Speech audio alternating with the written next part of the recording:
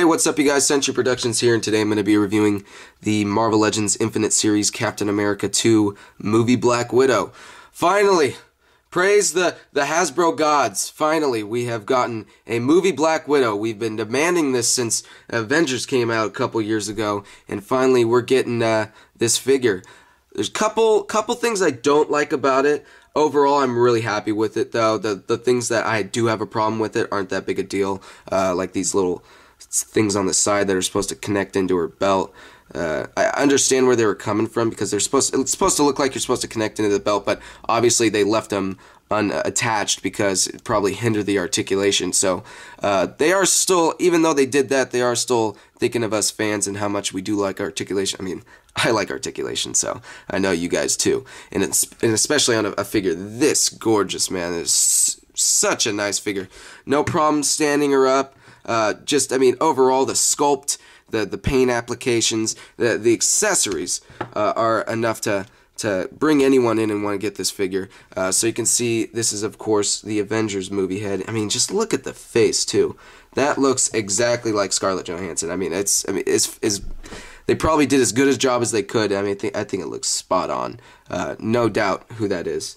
I think I like the Winter Soldier head a little bit more as far as how the face is sculpted, even though they look pretty identical. I know some people have been having problems with the mouth being sculpted on like sideways, or you can see there's a little lipstick missing on the front of it, but we were just making out, so that's why. I'm just kidding. But people have been having a little bit of a problem, but I just like the longer hair on her. I think she just looks more like Black Widow, at least the Black Widow I'm familiar with.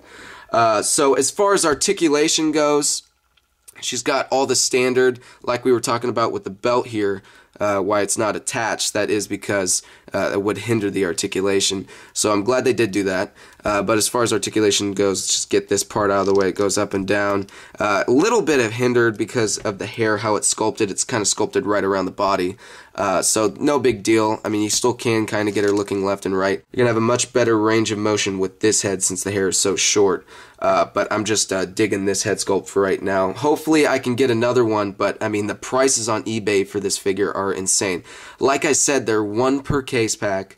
And I mean, that's 8 figures and they're 1 per case. It's just like Toy Biz days when they were doing their chase figures, when they were throwing 1 or 2 of the really hard to find figures in the case, and they just became more in demand. And that's exactly what they did with their $65 US on eBay for her in package. That was one of the lower ones I could see. That's just crazy to me. It's just totally crazy to me. But let's continue with the articulation, of course. I just got off into a rant right there. 360-degree turn right there, up and down. Pivot right here, or like a 360-degree turn. Goes up and down. Then we go into the hands. Now I got both the examples of the hand. She comes with 2 sets. One's for trigger fingers, and one's for like an open palm, maybe like holding someone's shoulder type of gesture. It's funny that they give you the trigger hands, because if you look down here, you'll see these 2 guns that are on the side of her pants. Hey, but don't get any ideas just yet, guys. Don't get any ideas. They don't come off, alright? They're molded on. They do not come off. So that really sucks. I mean, they could have done a holster there or something, but maybe that would have made the figure look a little too wide. Maybe they're trying to keep the sleekness of it. So I kind of understand why there's, I mean, at least she comes with those. It would have been cool if they gave us another 2 guns in the actual figure packaging, but unfortunately they didn't do that. So those are molded on. You can't use those. I've been using the Hit Monkey guns that came out in the Series 3 of Return to Marvel Legends. They fit in her hand pretty well, and I just overall really like these guns. So that's really cool, but she does come with the 2 sets of hands, and looks like there's no actual articulation on the hands. If I can pull this out for you, you can kind of see right there that there's not any piece of articulation. And then when you give it a better look at this, of course there's no articulation in there, so that kind of sucks. So I'm probably going to display her with the trigger hands for now and just give her 2 guns. Really sucks about that, though. Then we go into the diaphragm, though, and you can see how nicely sculpted this figure is, and you can see all the different kind of colors they use. They use looks like a shiny black for the belt. She's got her gauntlets all sculpted, and you can even see there's some texture inside of the actual figure right there, which is really nice. Definitely like a SHIELD agent suit. You know how high-tech they are with all their gadgets and whoosy whatsies or whatever they got over there. But you can even see this silver, and you can even see the sculpted zipper on there. It's just really nice. I just wish they'd just taken the zipper and instead of sculpting it right there, sculpt it a little bit lower so we can see a little bit more of the chesticles. But other than that, no big deal. And you can see how nicely painted the belt buckle is there too. I mean, it's just a really well put together figure. But articulation, we're kind of doing everything at once right now. We're going to be talking about paint, articulation, the whole nine. But just got the articulation right there if you couldn't tell already. And then it goes into the legs, standard articulation. These joints have been showing up a lot more lately. And then we go down into the legs, which are double jointed knees on both sides. And you can even see the belt straps and more of that texturizing, or whatever you'd like to call that, sculpting right there. And that's even continued on her butt right there, which is real nice. There's a little bit of paint scuffs for some reason right there.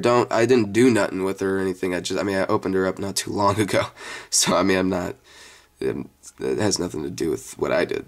But anyways, you keep going down. You can see like some serial numbers right there. But it's a really nice figure overall. I really do like it. I like the black boots coming down here, and then we get down to the articulation down here, which goes up and down. You can see the feet are pretty small, but for the how she's proportioned and everything, they actually stand her up pretty well, which is nice. And of course, we got the pivot in there too, which is real nice. I mean, overall, just a really, really gorgeous figure. I like the accessories she comes with. I wish she would have came with the two guns, but unfortunately she didn't.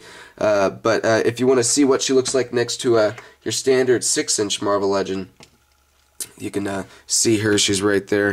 You can see how tall she actually is, she's definitely the right size for a movie figure. And I'll be reviewing this guy next. I mean, this is probably my favorite figure out of the whole Captain America wave, other than the Black Widow. But overall, I think if you can get your hands on one, you can get lucky at Toys R Us or Target whenever they get them in, and you just show up early, you may get your hands on one of them. But remember, they usually only get one case per store, so you just got to be on it, unless you want to pay the price on eBay. But anyways, this is Century Productions, and I hope you guys have a good day.